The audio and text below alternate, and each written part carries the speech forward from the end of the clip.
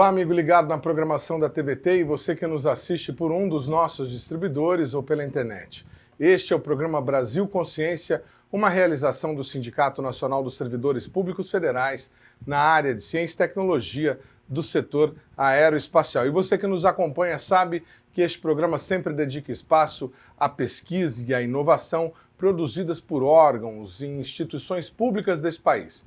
Infelizmente, mais uma vez, nós vamos ter que ater nosso tempo pela sobrevivência da ciência brasileira. Faz 9 anos que as bolsas federais de pesquisa para doutores e mestres não são reajustadas. E para falar sobre isso, nós temos aqui conosco virtualmente a presidente da Associação Nacional de Pós-Graduandos, a Flávia Calé, que vai nos explicar um pouco melhor essa situação.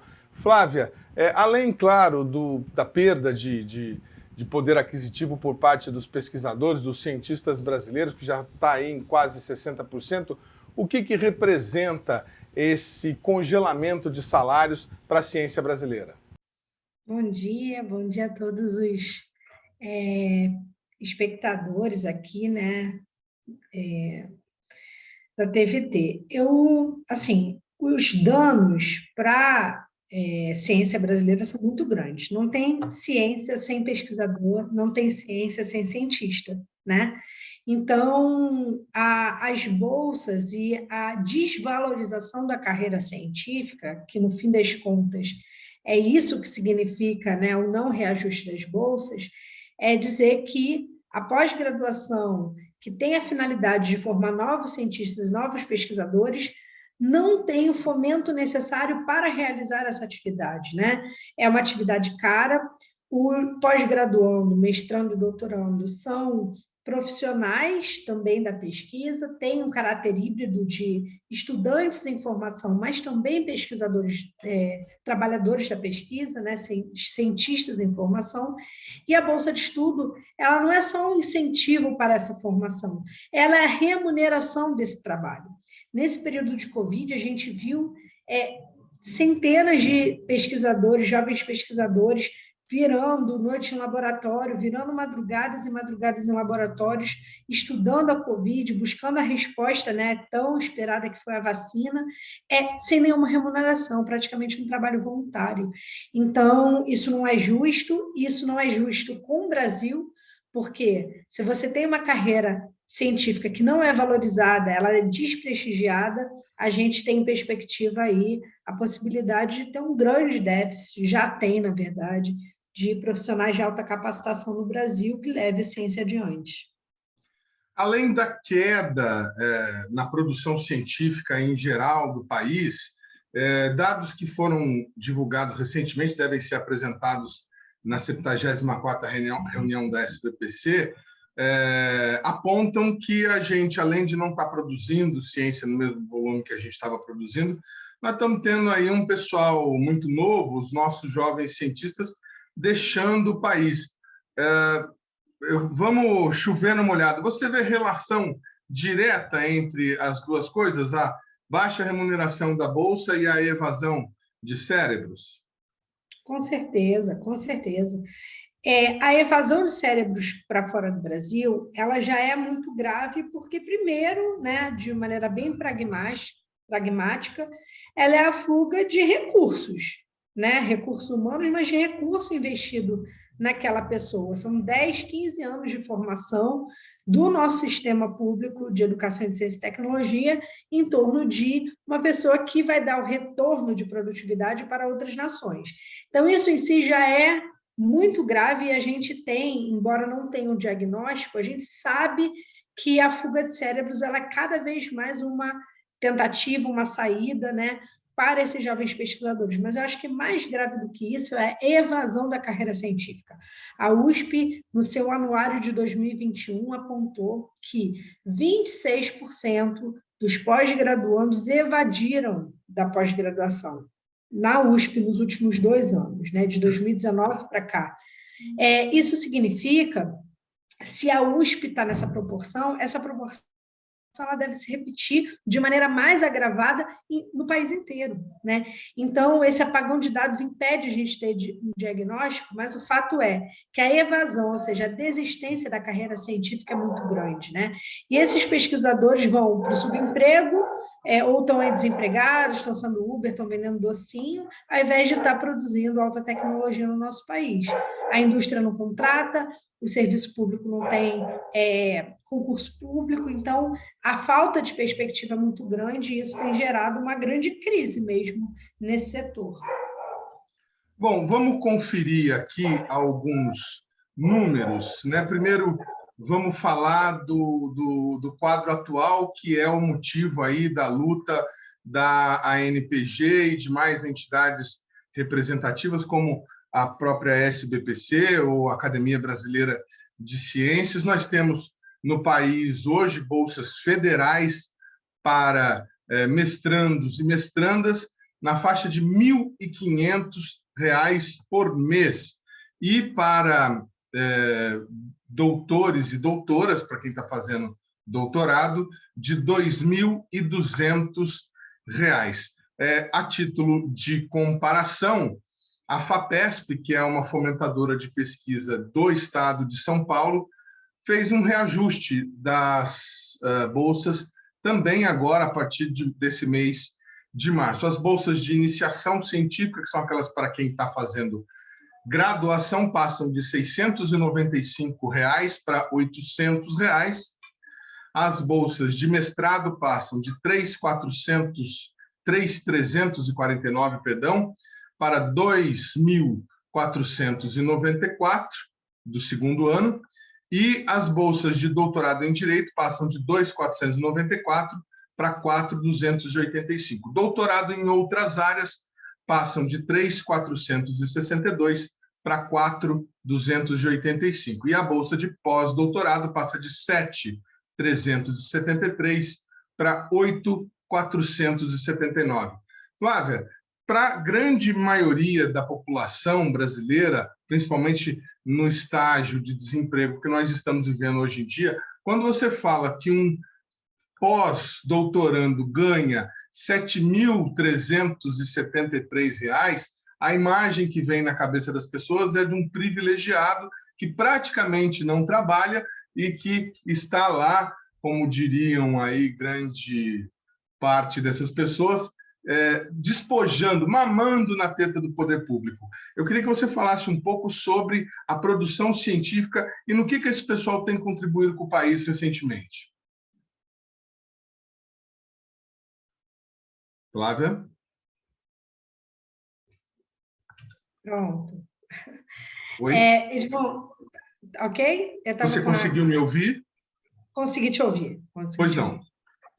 Edmond, em primeiro lugar, assim, essas pessoas, elas têm uma alta formação, né? Elas passaram por uma graduação, por um mestrado, por um doutorado, estão no pós-doutorado, porque não encontraram, muitas delas, amparo no mercado brasileiro. O mercado brasileiro não contrata. Essas pessoas que estão no pós-doutorado, se estivessem empregadas nas suas áreas, elas estariam certamente ganhando muito mais.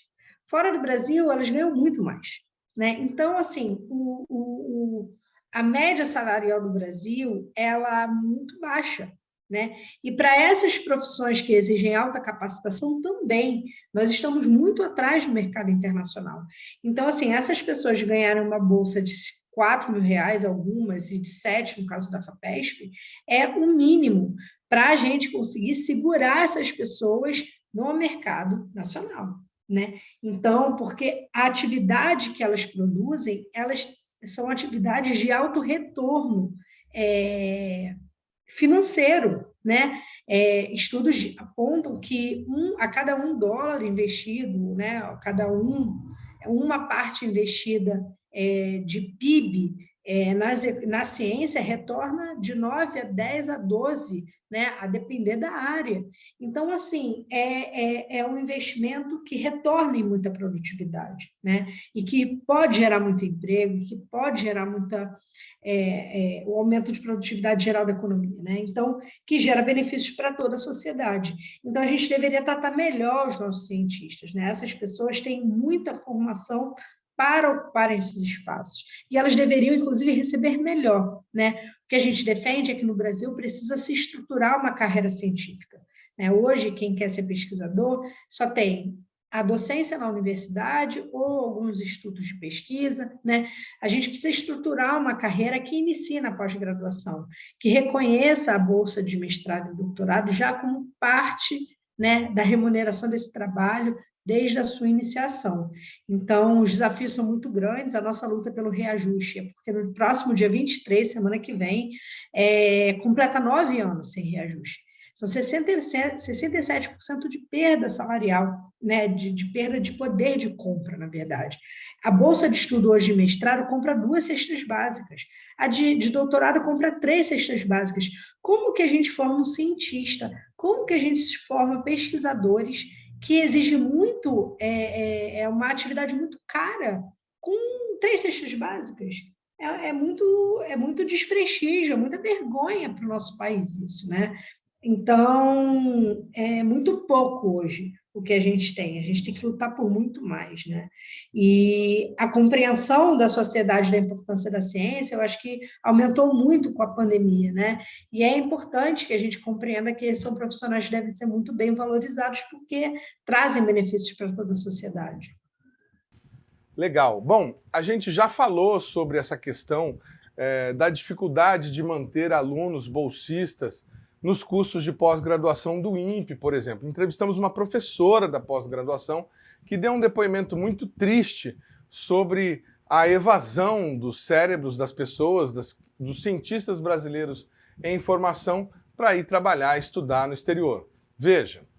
E aí, os projetos para tocar, para serem realizados, dependem dos PCIs, dos bolsistas de pós-graduação, né? Que são uma mão de obra volante, porque você não consegue manter aquelas pessoas. E quando eles vão, é muito interessante, porque eles são cheios de amor pelo INPE e pelo Brasil.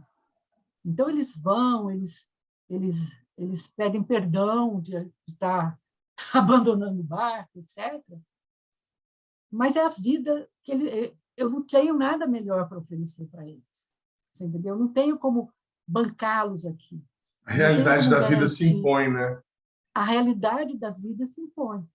E aí eles prometem, não, professora, a gente vai continuar participando dos seus projetos, a gente vai... Mas, lentamente, eles vão ficando cada vez envolvidos com as pesquisas que eles têm que fazer, e cada vez mais a gente não consegue que eles venham. Às vezes você consegue que eles participem de uma banca, certo? Quando eles já têm o doutorado, ou que eles participem de uma coorientação quando eles já estão numa universidade e podem...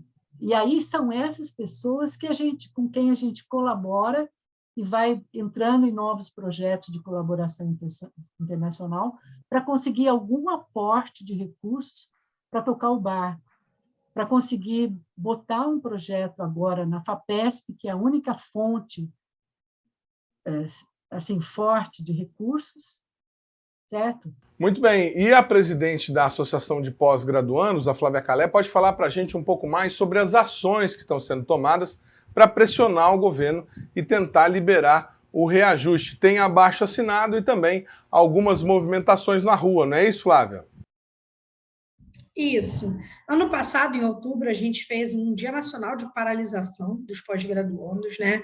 E essa data foi muito importante porque coesionou toda a comunidade científica e naquela semana a gente teve uma vitória muito importante que foi o reajuste da FAPEMIG, que é a Fundação de Amparo à Pesquisa de Minas Gerais. E depois da FAPEMIG, você teve assim uma certa onda entre as fundações estaduais de amparo à pesquisa de reajustes, né? A FAPESP, em São Paulo, promovem reajustes permanentes, o último tinha sido já em 2019, então fizeram um novo reajuste agora, mas a FAPEMIG, FAPERJ no Rio de Janeiro, Santa Catarina, Amazonas, várias fundações também promoveram e outras estudam também promover reajustes. Então, isso tem sido muito importante para a nossa luta, né? A gente já fez um dia de mobilização no início de fevereiro, que também foi muito bom, e agora no dia 23 é mais um dia, né? É o dia que a gente completa 9 anos sem reajuste, então vai ser também um dia nosso de mobilização, nosso abaixo-assinado está na rua, a gente tem mobilizado setores da sociedade, várias pessoas se posicionando. Nessa semana teve um artigo que a gente publicou junto com a professora Soraya Smiley, do Sou Ciência da Unifesp, e o professor Odir, do CONFAP, da Confederação das Fundações de Amparo à Pesquisa, dos estados, né? A gente publicou um artigo juntos no Estadão. Ontem saiu um artigo também de outras entidades, da ABC, SBPC, na Folha de São Paulo. Então, a nossa mobilização e o debate em torno do reajuste na sociedade tem crescido, e é importante que assim seja para que a gente consiga essa vitória, mesmo nesse momento de resistência. Bom, muito bem. Quando a gente fala de liberação de recursos para a ciência no atual governo, é sempre muito difícil, mas a gente sabe que tem recursos, principalmente quando a gente olha o montante de dinheiro que está lá no FNDCT. Como é que está sendo a mobilização de vocês? O que está acontecendo junto ao Congresso Nacional, aos deputados e senadores, para que possa haver a liberação de recursos e também para que possa se estabelecer um mecanismo de reajuste para as bolsas, Flávia? Sim, a gente, na verdade, essa disputa do FNDCT está se dando, né? O recurso finalmente começou a ser utilizado agora de novo em 2022, mas eu acho que a batalha que a gente precisa travar no Congresso Nacional é por um PLN, é para um crédito suplementar para a educação e para a ciência, que garanta que a CAPES e o CNPq tenham aumento do orçamento e que garantam mais verbas, não só para a promoção do reajuste, mas para a ampliação do número de bolsas, né? Hoje, apenas cerca de 1/3 apenas dos pós-graduandos têm acesso à bolsa, ou seja, quase 2/3 simplesmente trabalham de maneira voluntária na pós-graduação, né? Estão envolvidos em pesquisa de maneira voluntária. Então, a ampliação também no número de bolsas ofertadas é uma questão fundamental que o FNDCT, que esse fundo poderia contribuir para o financiamento, mas principalmente o orçamento da União. O orçamento da União que deve ser reservado para garantir essa finalidade que é constitucional. A autonomia tecnológica é um desafio constitucional, a formação de profissionais que assegurem a autonomia tecnológica é um dever do Estado pela nossa Constituição e, portanto, é o orçamento da União que deve garantir o recurso desse orçamento e da ampliação das bolsas. Muito bem, só para ilustrar essas informações que a Flávia está nos passando, o orçamento da CAPES de 10 anos atrás, de 2012, para as bolsas era de 5,13 bilhões. Agora, em 2022, ele foi estabelecido em 3,8 bilhões. Já o orçamento do CNPq caiu ainda mais. Ele, em 2012, era de 2,04 bilhões e agora, em 2022, é de 1,02 bilhões, pela metade. Flávia, o fato da gente estar em ano eleitoral facilita ou atrapalha essa luta pelos reajustes? Eu acho que nos ajuda na medida em que o parlamento, que já tem sido um lugar muito importante de resistência, está mais aberto a receber demandas da sociedade, né, e dar retorno sobre elas, mas o governo federal também, né? O Bolsonaro tem feito várias inflexões, né, em relação ao salário de professores, em relação, por exemplo, à distribuição de absorventes, várias questões, né, que o governo se posicionava contrário e que tem feito inflexões. Então, eu acredito que esse é o momento mesmo de ampliar a pressão. A maior pressão que a gente pode estar fazendo é essa, das fundações estaduais estarem promovendo reajuste, né? As agências nacionais ficam muito pressionadas com isso, e eu acho que essa é a melhor forma da gente garantir alguma vitória nesse contexto de um governo tão retrógrado. Eu acho que é o ano eleitoral que pode nos ajudar a furar esse bloqueio e garantir o reajuste das bolsas esse ano ainda.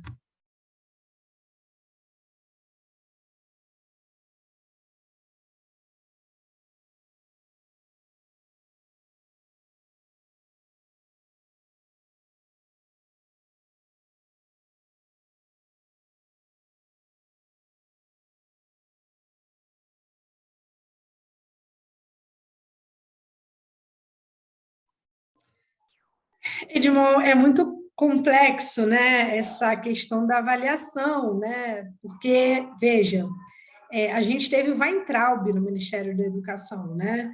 Você imagina uma pessoa do tipo do Weintraub na ciência e tecnologia, né? A gente estaria em terra arrasada. Então, assim, não dá para dizer que dentro desse projeto nós tivemos alguém bom para a ciência, né?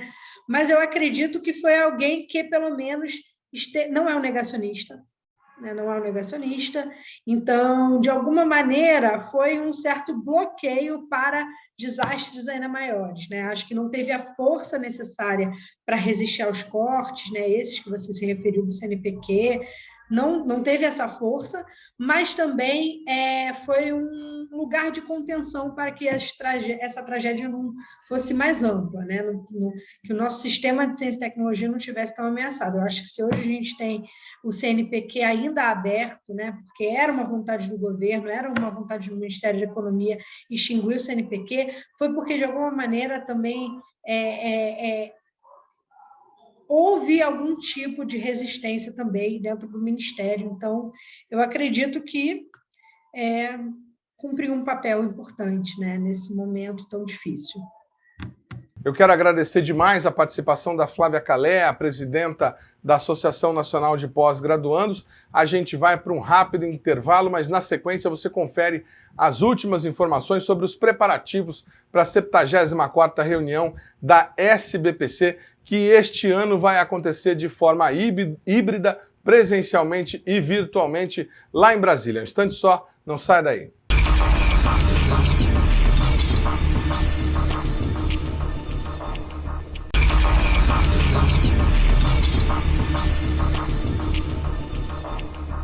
Segundo bloco, o programa Brasil Consciência de volta, falando nesse momento sobre o maior encontro da ciência brasileira, a 74ª reunião da SBPC, a Sociedade Brasileira para o Progresso da Ciência, que esse ano acontece em Brasília. Para falar sobre esse assunto, a gente está aqui virtualmente conosco com a secretária-geral da entidade, a Cláudia Linhares Salles, que vai falar para a gente sobre esse encontro, o primeiro depois da pandemia, em que será aceito novamente público. Nós estivemos lá em 2019, no último. Qual que vai ser a diferença desse evento desse ano, de 2022, para os dois últimos que a gente teve? Vai ter público, obviamente, mas como é que vocês vão fazer com relação à segurança e os protocolos de segurança da Covid, secretária? Obrigada, viu, Edno, pelo convite e a oportunidade de divulgar a nossa reunião anual, que é o nosso maior evento da SBPC. Como você bem falou, é realmente o maior evento, né, dentro dessa seara de atuação da SBPC que existe no Brasil. Essa reunião, a gente está dizendo que ela é um modelo diferente, ela, na verdade, vai ser uma reunião híbrida.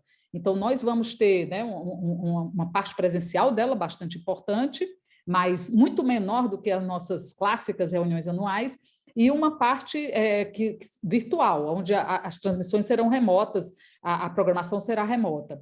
A gente, para controlar, porque a preocupação sempre é essa, a preocupação, né, são as medidas sanitárias, a gente tem um excelente aliado, né, que é a própria UNB. A UNB tem sido extremamente rigorosa e cuidadosa com o atendimento dos protocolos sanitários, então, passaporte de vacina será exigido e a ocupação das salas, né, dos auditórios que nós vamos usar da UNB, eles terão a capacidade limitada pelas medidas, pelas recomendações no momento da reunião anual, e a gente, pelo nosso lado, a gente está limitando, está abrindo as inscrições em blocos de 500 e 500 inscrições, para que a qualquer momento para que a gente possa, né, como é que se diz, limitar, a depender das condições da pandemia, né, o número de inscritos, porque a reunião anual é uma coisa gigante, né? Só na última, essa de 2019, que você mencionou, nós tivemos 12 mil registrados lá em Campo Grande, e um público circulou ao longo da semana toda, um público de 30 mil pessoas. Então, é uma coisa que realmente a gente não vê condições para esse tipo de coisa já lá em julho, quando é a nossa reunião. Então, ela é uma reunião histórica para nós, porque ela vai ser a primeira reunião semipresencial ou híbrida, depois de 2 reuniões totalmente virtuais, e ela é histórica também, porque a gente vai falar do bicentenário da independência, né? Ela tem por tema a ciência, independência e soberania nacional, e na UNB, onde a UNB completa 60 anos, o aniversário da UNB agora em abril, ela completa 60 anos, é a Universidade do Darcy Ribeiro, do Anísio Teixeira. Então, a gente vai falar de todos esses temas, né, de ciência, de independência, de soberania nacional, e, na verdade, no bicentenário do Fritz Miller, né, que foi um cientista, né, alemão que mais publicou com Darwin, ele fez essa pesquisa aqui no Brasil, então a gente vai festejar, nós vamos ter exposições lá na UNB, do bicentenário, exposição do Fritz Miller, e tem uma coisa também que nós vamos discutir bastante, que é o centenário da Semana de Arte Moderna. Então, essa é uma reunião muito especial, e ela acontece em Brasília, no ano das eleições. Então, como sempre, a SBPC prepara um documento que está sendo consolidado por 11 seminários em todas as nossas áreas onde atuamos, né, educação, ciência, meio ambiente, direitos humanos, democracia, e a gente está preparando um documento que será entregue aos candidatos, aos cinco candidatos com maiores, onde as pesquisas, né, os mais pontuados nas pesquisas, a ideia é que a gente entregue esse documento para ter um compromisso deles, um dia para cada candidato durante a reunião anual. Então, é uma reunião anual que vai ter um público presencial bem menor, mas ela é de uma importância muito grande, muito estratégica para os nossos próximos anos. Nós vamos discutir nessa reunião anual, né, o que a gente quer em termos de universidade, educação, de ciência, democracia, soberania, né, e todos esses temas que são tão caros para a gente, para os próximos anos também. Cercada de simbolismo, então, a 74ª reunião da SBPC, a senhora acabou antecipando um pouco da próxima pergunta que eu ia fazer, porque a SBPC, por ser esse encontro tão importante, a reunião anual da SBPC, por ser esse encontro tão importante para a ciência brasileira, ela acaba atraindo parte do governo. Lá em Campo Grande, nós tivemos um stand oficial do Ministério de Ciência e Tecnologia, que expôs lá as ações que eles julgavam dignas de nota. O próprio ministro, Marcos Pontes, esteve na feira e tudo mais.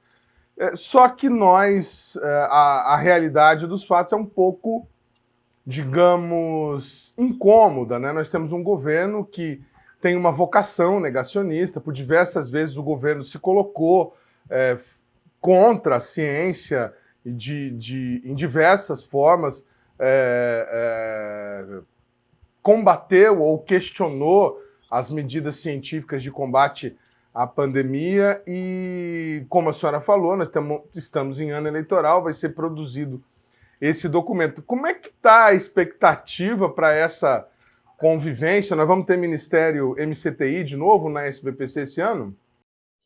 Como de praxe, né, eles serão convidados, bem como será convidada, né, todo o MCTI, institutos do MCTI também eles são convidados, bem como outras agências do governo, como o CNPq, como a FINEP, como a CAPES. Esses atores, né, são os nossos atores, né, dessa nossa luta, eles serão todos convidados. E esperamos que compareçam para ouvir e ter esse diálogo, essa possibilidade de diálogo com essa comunidade, que é muito grande, muito atuante, né? Essas questões todas, elas fazem parte, elas permeiam toda a programação. A gente vai falar muito de negacionismo, nós vamos falar muito de fake news, e em diversos temas, não só com respeito à pandemia, mas com respeito também ao meio ambiente, né? O negacionismo do meio ambiente. A gente vai falar da questão indígena também, né? Que é uma questão premente e urgente do Brasil. A gente vai abordar sobre diversos aspectos, né? A gente vai falar das urnas eletrônicas, a gente tem uma mesa sobre as urnas eletrônicas também, porque faz parte também de um pouco desse negacionismo que a gente vive, então é importante debater, a gente vai ter debates sobre, né, a educação e democracia, universidade e democracia, então o que a gente espera é que eles venham, sabe, que eles venham, que debatam conosco dentro desse ambiente, que é o ambiente científico, universitário, acadêmico, né, onde a gente está pronto para ouvir, né, todos os argumentos a favor, os argumentos contra, mas com uma base científica, né? Os argumentos que a gente usa, existe sempre debate, né? Na SBPC, quem já participou de uma Assembleia Geral da SBPC sabe que o debate ele é caloroso, muitas vezes, ele está no centro, mas o debate é com base científica, e é dentro de uma base científica, é um debate dentro das bases científicas para o qual o governo todas as instâncias do governo serão convidadas, né? Como elas sempre são. A gente teve ontem, né, na última quarta-feira, encerramento das inscrições para pôster, se eu não estou enganado. E a senhora já disse que está limitando em 500 inscrições. Então, para quem quiser participar da SBPC, da reunião anual deste ano lá em Brasília, só um glossário, UNG, a Universidade de Brasília, a UNG, né, que o pessoal lá chama assim. Quem quiser participar tem que entrar no site da SBPC e pode participar com o que ainda? Os pôsteres, a gente só é virtual, né? Então, a inscrição de pôster a gente limitou um pouco, porque a gente, para ter condições de fazer boas análises dos pôsteres, dar um bom retorno para quem submete, né, de uma análise boa do trabalho que foi enviado. Mas as inscrições, atualmente, na verdade, a pessoa pode se inscrever para presencial ou pode, se inscrever de forma, na verdade, a inscrição é para presencial, mas a reunião é aberta a todo mundo. Então, você não inscrito, você é inscrito, você é registrado, vai ter direito a um certificado de participação. Mas se você não se inscreveu e quer ir lá na UNB, dependendo das condições sanitárias do público presente, você pode acorrer para todas as outras atividades da reunião anual, que não são as conferências e mesas redondas, porque a gente tem uma coisa linda lá, que é a SBPC Jovem, né? Onde a gente traz atividades para jovens de todas as idades, atividades científicas, são atividades de popularização e divulgação da ciência. A gente tem a Expotec, que é o que onde institutos, né, e empresas e mesmo universidades e fundações e agências podem mostrar o que estão fazendo em termos de ciência, tecnologia e inovação. Tudo isso é aberto ao público. A gente vai ter a SBPC Cultural, que é de responsabilidade da UNB, onde a gente vai conhecer artistas locais que vão se apresentar, então, a programação, pelo que ontem a gente fez, terça-feira, uma reunião na UNB com a comissão local, e a programação da SBPC Cultural vai ser belíssima. Tudo isso é completamente aberto ao público, né? Todas essas atividades, apenas o controle das salas, né, que nós, por conta da pandemia, vamos limitar, naturalmente, para isso, limitar as inscrições. Mas a melhor participação é caminhar nos nossos corredores, debater, parar, refletir, ver as exposições. Nós vamos ter exposições do Bicentenário, do Fritz Miller, belas exposições que vão sair do Congresso Nacional e vão para os corredores da SBPC. Então, vai ser muito bom, vai ser muito instigante. E além dessas mesas redondas, esses fóruns e do pessoal que expõe trabalho nos pôsteres, vocês também têm uma agenda de cursos, né, de mini cursos que vão ser disponibilizados durante o evento, e esses, no caso, além dos pôsteres, têm uma taxa de inscrição que varia se a pessoa é sócia, se a pessoa não é sócia. Explica para a gente, por gentileza. Os web mini cursos, porque tradicionalmente, né, numa reunião completamente presencial, esses cursos eles são todos presenciais.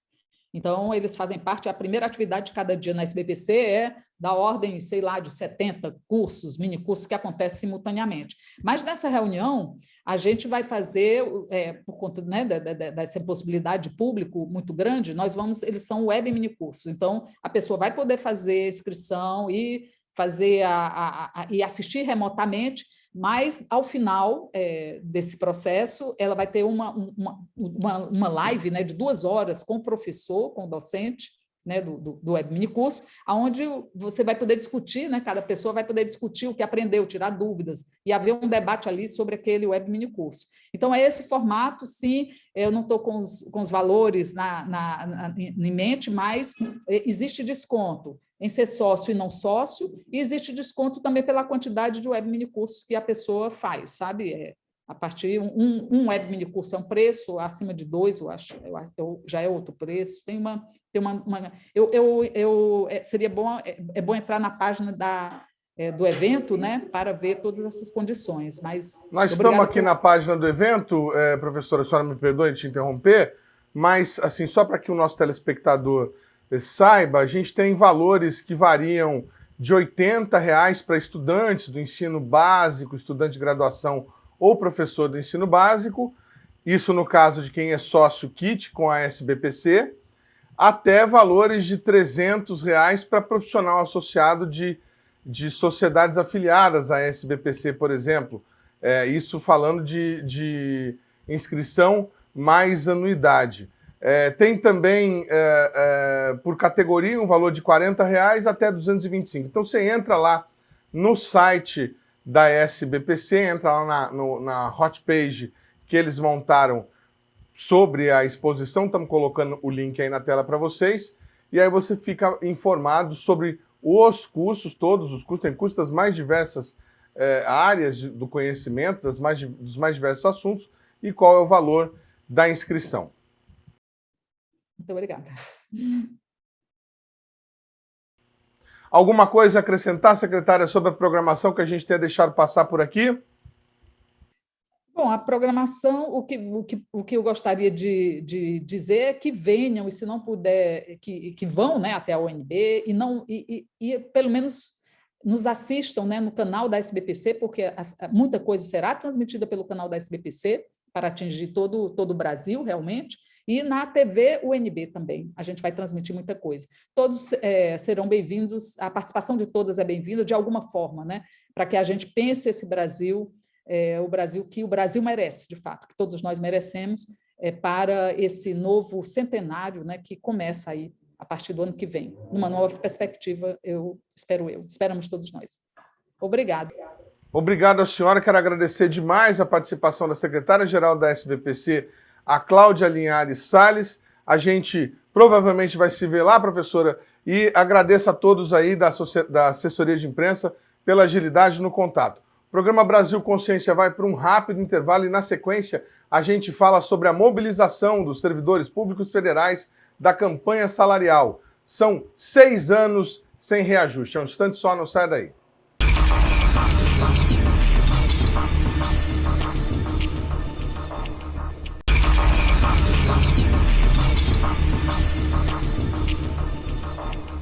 Secretária-geral da SBPC, a Cláudia Linhares Salles. A gente provavelmente vai se ver lá, professora, e agradeço a todos aí da assessoria de imprensa.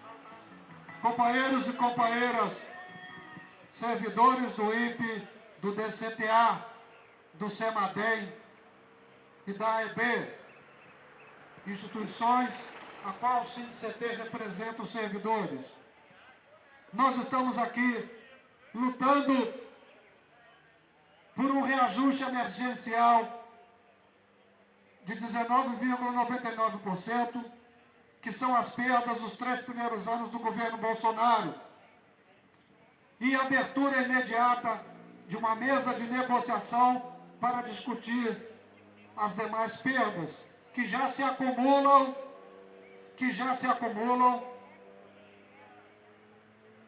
em 65,93%. São 5 anos sem reajuste, são 5 anos passando aperto.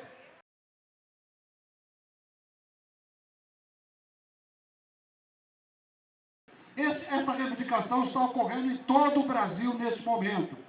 Todos os institutos, todos os órgãos do governo federal estão fazendo suas reivindicações pelo reajuste emergencial, reposição emergencial das perdas, que giram em torno de 19,99. Só no governo Bolsonaro, nós estamos sem reajuste desde 2017, 2018, 19, 20 e 21.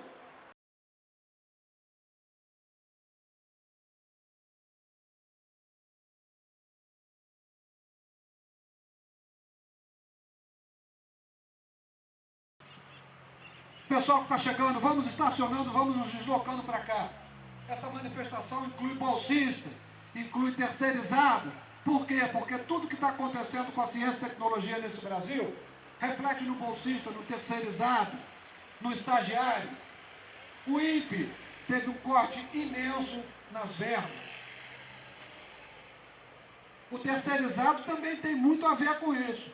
Porque se o INPE não tem verba, se estão sucateando o INPE, se estão desmontando o INPE, e o INPE vai morrer, vai acabar, vai ser destruído, não vai ter lugar para o terceirizado, não vai ter lugar para o bolsista, não vai ter lugar para o estagiário. Vai trabalhar onde? Vai ter emprego sobrando na Embraer? Ou vai trabalhar de Uber? Ou então vai trabalhar, ajudar na feira, lá o cunhado. É isso. Por isso nós temos que estar aqui agora, o nosso momento é agora. Depois nós voltamos para trabalhar. Nós sempre trabalhamos muito bem, nós sempre fomos competentes em fazer as coisas que nós sabemos fazer. Está aí, por exemplo, um belo exemplo, no momento violento de crise, o satélite Amazônia. Está lá, está girando, está funcionando muito bem. Agora, o salário de quem faz e quem fez o Amazônia está há 5 anos sem reajuste. Já os bancos, todo ano recebem trilhões de reais. Os bancos recebem trilhões de reais do governo brasileiro. O INPE teve cortes violentos de recursos para administrar o funcionamento da máquina. Não é nem investimento em projetos, é administração da máquina. Esses cortes se intensificaram a partir de 2016, 2017, 2018, 2019, 2020, 2021 e 2022. Coincidentemente, logo após o golpe de 2016, que afastou, retirou a presidente democraticamente eleita.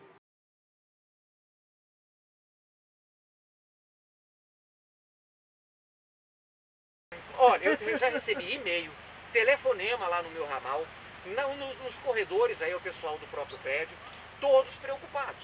E preocupado com o quê? Preocupado principalmente com relação ao bolso que está pegando no dia a dia da manutenção da família. Endividamento, as dívidas estão crescendo, cortes nos planos de saúde, só vai pegando, só diminuindo ali o degrau. Começou no apartamento, depois virou atendimento aquele lá coletivo, tal, de enfermaria. Agora eles estão procurando mais e mais onde, não tem mais onde cortar, né? Então, pois não. Por mais que a gente lute, até nos planos, né, que o sindicato disponibiliza, a gente não consegue não ter reajuste. E embora que a negociação a gente faça bem dura, mas todo mundo sabe, todo ano claro, sobe um pouco. não, a inflação está aí, e essa inflação, quando vai na inflação no nível médico-hospitalar, é ainda maior. Aí ela é mais... Então, assim, isso não está descolado do nosso salário. Então, se nós não fizermos nada, os aumentos vão continuar. O aumento não quer saber se nós tivemos aumento, se não teve aumento, se nós estamos defasados, se não está defasado. Cada setor está cobrando a sua fatura. Pessoal, deixa eu me apresentar. Meu nome é Marcos, eu trabalho aqui, sou servidor do INPE, colega da maioria de vocês aí. Bom, eu só quero, aqui contribuir e concordar com a fala dos colegas, assim. Eu estou aqui no INPE desde 2013, acompanhei alguns momentos de luta importantes, assim, talvez o ponto de virada, assim, desde que eu estou aqui, que eu acompanho, tenha sido quando o INPE foi frontalmente atacado pelo governo Bolsonaro e culminou na saída do Galvão, quando ele era diretor, né? E eu penso que realmente, assim, esse momento que agora a gente está vivendo, ele está conectado com essas outras lutas também, desse tempo mais recente, principalmente desde a eleição do Bolsonaro. A gente está aqui, vamos dizer, acompanhando e sentindo muito na pele, assim, os ataques desse governo, mas também como servidores, assim, né? A gente está em campanha salarial hoje, mas a gente sabe que há 2 anos, quando a pandemia estourou, o Guedes veio com proposta de redução de salários nossa, né? A gente teve a reforma da Previdência. E a gente vem acompanhando e sentindo a deterioração dos direitos dos trabalhadores de modo geral, mas também nossos como servidores públicos, né? E eu acho que é o momento de levantar a cabeça, lutar, né? Nós somos a espinha dorsal de uma máquina, da máquina estatal que presta serviço, entrega serviços públicos para a sociedade. Eu trabalho na área de planejamento e orçamento, eu tenho contato com muitas áreas, muitos servidores, e eu sinto mais do que em outros momentos, talvez como na época do ataque ao Galvão, assim, um interesse grande, assim, dos colegas, né? Mesmo os colegas que não têm um engajamento maior, né? Mas se não está presente aqui, mas de apoiar e até de chefias. Então, eu acho que o momento é propício mesmo para isso, assim. E conectar esse momento de luta com o momento que a gente vive no próprio Instituto, assim. Nós tivemos, como o Dino falou, o pior orçamento da história do Instituto no ano passado. Esse é o segundo pior, o desse ano. Existe uma tendência de esvaziamento das atribuições do Instituto ou de uma concorrência por outros órgãos das missões que o Instituto tem. Um esvaziamento também do conhecimento, das capacidades com as aposentadorias, saídas e não reposição. Então, esse momento de campanha salarial também está conectado com essas outras frentes de luta, né? E também esse ano é um ano de campanha presidencial. A gente tem que botar pressão nesses caras, né? A gente não pode, né? A gente, afinal de contas, eles estão no comando político do país e é um momento muito sério, delicado. A gente tem que encarar dessa forma também, assim, é hora de tirar os fascistas do poder mesmo, né? E a nossa luta, por mais que ela tenha um foco muito claro, que é uma campanha salarial, ela também ajuda a botar pressão neles, né? E a colocar, né, as reivindicações da classe trabalhadora à frente de tudo. Entra governo, sai governo, não importa se de direita ou esquerda, mas há uma modernização natural, independentemente de partido, no funcionalismo. Não é possível, né? Se a coisa vai só evoluir. Então, administrativamente, os órgãos de controle, TCU, a autonomia do Ministério Público, tudo isso fez com que, aos poucos, a coisa foi modernizando e diminuiu esse tipo de novos problemas. Os antigos continuam, as antigas demandas continuam.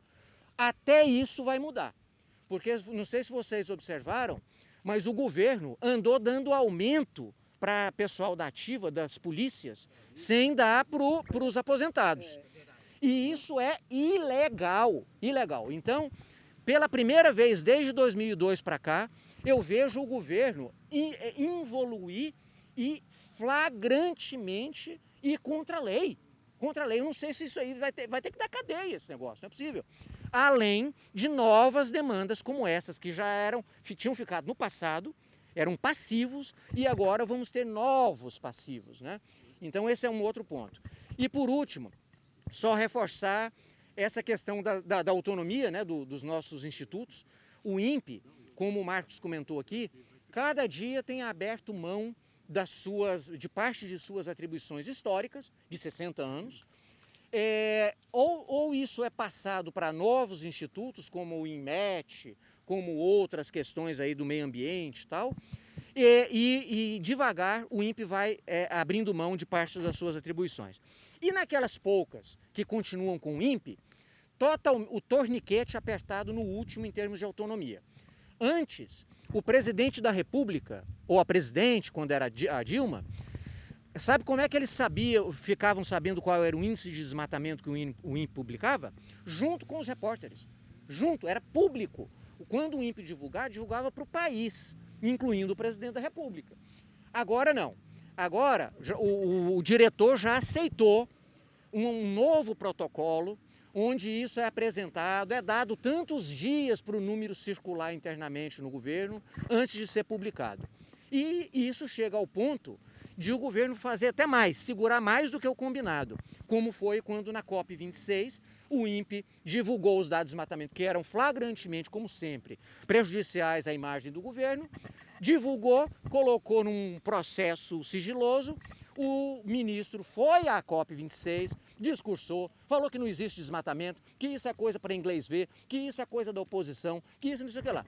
Depois voltou, uma semana depois que ele tinha voltado e a COP26 tinha acabado, ele vai e divulga os números flagrantemente horríveis, né, aumentando o desmatamento. Então, esse tipo de coisa só prejudica as nossas instituições, né, a sua credibilidade e tudo mais. Agora, o que ocorre realmente é que o servidor, eu noto isso de alguma data, que depois daquele grande aumento que nós tivemos no governo Lula, com a atuação no final por um valor um pouco maior do Zé Alencar, que deu uma contribuição, foi 2008. 2008 fechou, bateu o martelo. Então, depois disso, eu notei uma queda violenta.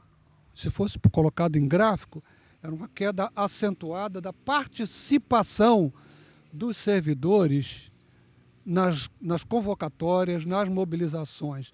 E isso se refletiu também no Fórum de CIT, a participação das entidades nas lutas que o Fórum continuou. Tanto é que depois disso nós tínhamos outras reivindicações, muitas que eu citei, que o Gino reforçou, e também de reposição das novas perdas que se seguiram. As entidades do Fórum de CIT pararam de comparecer ao Fórum, pararam de se manifestar. Algumas entidades fecharam, simplesmente fechou, não existe mais, Gino. Eu gostei quando eu cheguei aqui, o Fernandinho já estava falando ali, e eu gostei do mote, porque a gente precisa mobilizar as pessoas que estão dentro dos institutos. E os institutos estão acabando, acho que é visível, né? Todo mundo percebe que os institutos estão definhando, né? Por quê? Por falta de verba, por falta de concurso, por falta de entrada de novos. E o que eu acho que a gente pode usar como mote para fazer com que a opinião lá dentro venha para o nosso lado é: vocês bolsistas, vocês estagiários, qual é o futuro que vocês esperam? Um dia ser pesquisador, tecnologista, técnico, é isso que vocês querem. O Instituto definhando, as coisas ficando cada vez piores, vocês não vão ter esse futuro. Então, a gente precisa mobilizar as pessoas lá de dentro a favor também da nossa luta, porque essa luta é deles. Pode não ser nesse exato momento o retorno para eles, mas é o investimento que eles têm que fazer para daqui a 5, 10 anos eles estarão, pretendem, querem estar nessa posição. Então, eu acho, junto com a reposição salarial, a gente tem que lutar. Na CIT é um pouco diferente, eu acho, de algumas áreas do governo federal.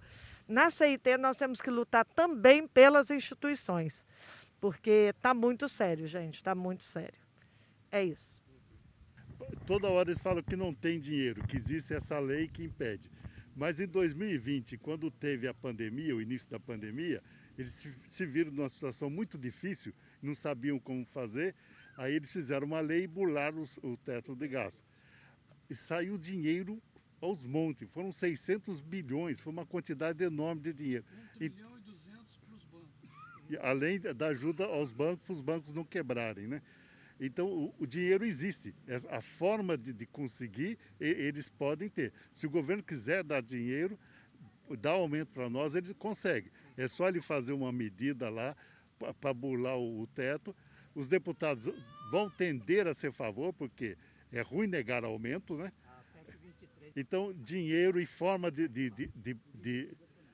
dar aumento, o governo tem, e é só a gente lutar por isso que a gente pode conseguir, sim. E derrubar muita que esse ministro nosso é uma piada de mau gosto, né? Vamos combinar. O cara, ele só fala nele, ele coloca um vídeo, não sei se vocês já assistiram um vídeo institucional que o Ministério da Ciência e Tecnologia utiliza, é uma piada, né, de mau gosto. Aí ele coloca o hino nacional tocando, as duas partes completas, e aparece só o ministro. Só o ministro. É ele lutando guerra, é ele pulando, é ele pilotando avião, é ele indo para a ISS, é ele dentro do foguete, é ele... Quer dizer, tinha que ser proibido um negócio desse, usar a instituição para se mas é o que ele sabe fazer. Aí ele pega um microfone, em qualquer apresentação que ele fala, ele divide a fala dele em 90-10. 90 é ele contando a história dele, o quanto ele se sente que ele avançou, o quanto que ele conseguiu na vida, tudo que ele conseguiu, e 10% ele dá uma encerrada ali e tudo mais. É um absurdo. E agora, dia 31 de março, está saindo do Ministério com um monte de coisa por fazer, com um monte de problema, com as instituições nossas do jeito que estão. Para quê? Para sair candidato a deputado federal. Eu espero que principalmente a nossa categoria lembre de tudo isso quando esse ministro, agora ministro e depois ex-ministro, começar a andar, principalmente na base dele, pedindo voto, né? Fazer com um monte de problema, com as instituições nossas do jeito que estão. Para quê? Para sair candidato a deputado federal. Eu espero que principalmente a nossa categoria lembre de tudo isso quando esse ministro, agora ministro e depois ex-ministro, começar a andar, principalmente na base dele,